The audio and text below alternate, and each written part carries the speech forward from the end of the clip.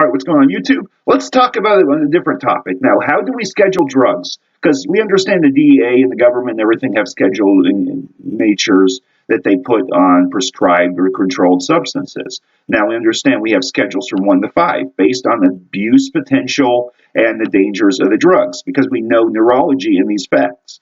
Like we know the keys in the brain are neurological receptors, neurotransmitters. It can be changed by other drug use, and they make it so you need to have a different type of key because it burns out the brain and leads to a quick addiction. So we know that cocaine is a high scheduled drug. It's scheduled very high because of its abuse potential. But then the freebase version of cocaine in the form of crack and meth, which is a stronger amphetamine, and heroin are much higher. So morphine and opium and a lot of these opiates that are higher in the level and cocaine are scheduled pretty similarly.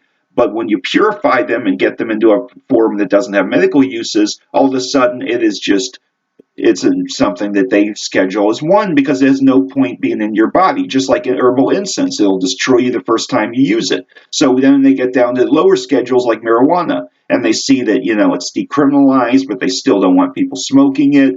But it's one of those things that it's less mind-altering than some of the legal drugs out there. So it's one of those things, it's a culprit being used for a lot of things, but it is one of those things, marijuana has been constantly given a bad rep.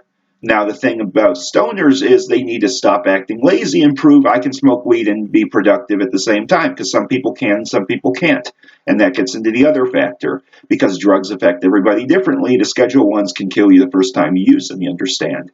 They can kill you the first time you use them. You never know what's in them. You never know what you're getting yourself into. So this is the thing about it, because it's based on neuroscience and your abuse potential, and for something to change a person's personality and change their motivations and them as a person overnight just by trying it. And that's where the neurological elements and the neuroscience have concluded that certain drugs are absolutely dangerous to your brain chemistry the first time you use them. And so heroin is one of those things, can take a straight-A student and leave them out in the street. Crack cocaine and crystal meth, same way. Crocodile is even worse. And they're always coming out with worse drugs that are like the zombie form of the old drug. And now, because they're making bathtub versions of stuff with all these ingredients that, basically they'll use to purify something. And because you can't get a lot of the better stuff to purify stuff, or safe methods of getting these drugs, they turn around, they make it out of over-the-counter stuff like crocodile and crystal meth.